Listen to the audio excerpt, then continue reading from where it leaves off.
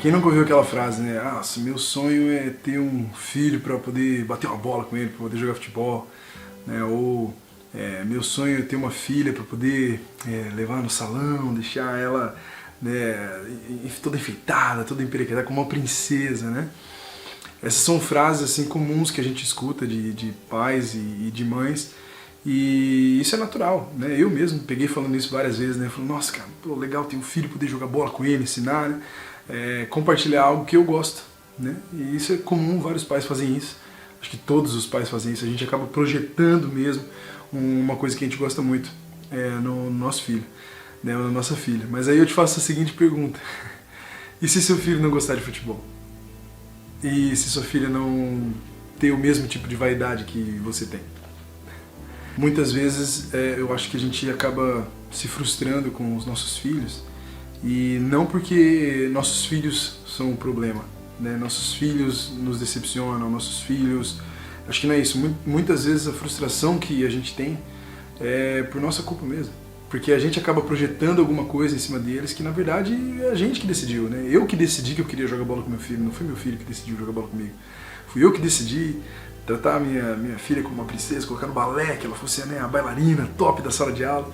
Não foi uma decisão dela. Então acho que a gente tem que tomar cuidado, porque quando a gente gera algumas expectativas, a gente perde a oportunidade de ver os nossos filhos se desenvolverem da maneira que eles querem se desenvolver. É claro que a gente tem que dar o máximo possível aqui de norte para os nossos filhos. Eu não estou falando que a gente tem que deixar nossos filhos livres à vontade, porque Deus confiou a nós essa responsabilidade de guiá-los, né? E a gente vai acabar naturalmente mostrando para eles aquilo que a gente acha que é bom. Então, você acha que esporte é bom, você acha que língua, né, um outro idioma é bom, música é bom, arte é bom, você vai acabar apresentando para ele. É normal, né, apresentar para o seu filho isso. Mas o que a gente tem que aprender é que conforme eles vão crescendo, eles vão tomando as decisões deles e vão mostrando as vontades deles, né? E a gente tem que tomar cuidado para a gente não acabar se frustrando com isso, porque essa pode ser uma frustração, na verdade, que é por culpa nossa e não realmente uma falha deles. Eu tenho um exemplo em casa, assim, a minha filhinha, a Sarinha, ela tem 4 anos de idade e durante um tempo, assim, eu sou professor de inglês, então eu queria muito falar inglês com ela, ensinar e tal. Eu não sei exatamente por que ela demonstrou uma certa rejeição à língua inglesa, e pra mim isso é um absurdo, né? Cara, como que a minha filha não vai gostar de língua inglesa? Aí eu queria colocar um desenho, eu falava, vamos assistir isso aqui em inglês. Eu falava, em português, papai. Com 2 anos e pouquinho de idade, ela já estava pedindo para não colocar em inglês, né? E por que isso? Será? Não sei, pode ser porque parte do meu dia eu dou aula em casa e ela encontra a porta fechada e me escuta falando inglês. Ela não pode entrar, ou ela entra e tem que ficar quietinha, ela perde, de certa forma, o pai dela. E ela acabou tendo essa rejeição com a língua inglesa assim no começo. Hoje já né, na escola, já está gostando de inglês, já fala algumas coisas, né, comigo, já é super legal. Mas eu não posso bater no peito e falar, foi a minha influência logo de cara que fez. Talvez no futuro vai ser, mas eu tive que aprender a respeitá-la. E a entender que se ela não gostasse, tudo bem, né? E se ela gostasse, é mérito dela.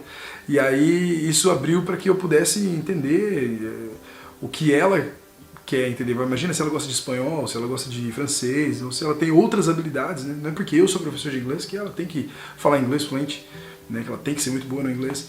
Então eu acho que quando a gente se desprende um pouco disso, né? Dessa expectativa que a gente mesmo gera, a gente ganha a possibilidade de poder desfrutar desse crescimento e desenvolvimento que os nossos filhos vão ter naturalmente, né, deles mesmos. Eu me vejo assim como um cara que decepcionou um pouco a minha família, né? Meu pai, boleiro, gosta de futebol, e eu não me tornei um jogador de futebol profissional. Apesar de gostar de futebol, eu não me tornei profissional. Né? Minha mãe, dos livros, uma mulher muito inteligente e tal, e eu não fui o cara que foi fazer mestrado, doutorado e totalmente acadêmico, assim, não sou. Meu avô, né, tinha vontade de ter militares na família, assim, alguém que fosse pro exército e tal, e eu tô aqui, professor de inglês, falando com você sobre paternidade. Então, assim, de certa forma, eu acabei decepcionando, né, a minha família, mas eles tiveram esse olhar de entender que eu não sou essas coisas, eu sou eu. Né? Eu não sou um militar, eu não sou um cara acadêmico, eu ia ser profissional de futebol, e a gente se ama, né, assim mesmo, entendendo, respeitando o meu desejo, como que eu fui me desenvolvendo. E se você for analisar na sua história, você vai ver que de certa forma você decepcionou muitas vezes o seu pai. E às vezes você está, né, colocando agora esse peso aí no seu filho. Então vamos deixar eles crescerem, orientá-los, guiá-los, ser referência para eles, é claro, mas vê-los crescerem, decidindo e se tornando os lindos homens que vão se tornar, as lindas mulheres que vão se tornar. Então é isso, que as expectativas que a gente tem em cima deles sejam criadas em cima da experiência que eles vão tendo, em cima das habilidades que eles vão mostrando, não em cima da nossa história, do nosso passado. Que seja tudo sempre em cima deles.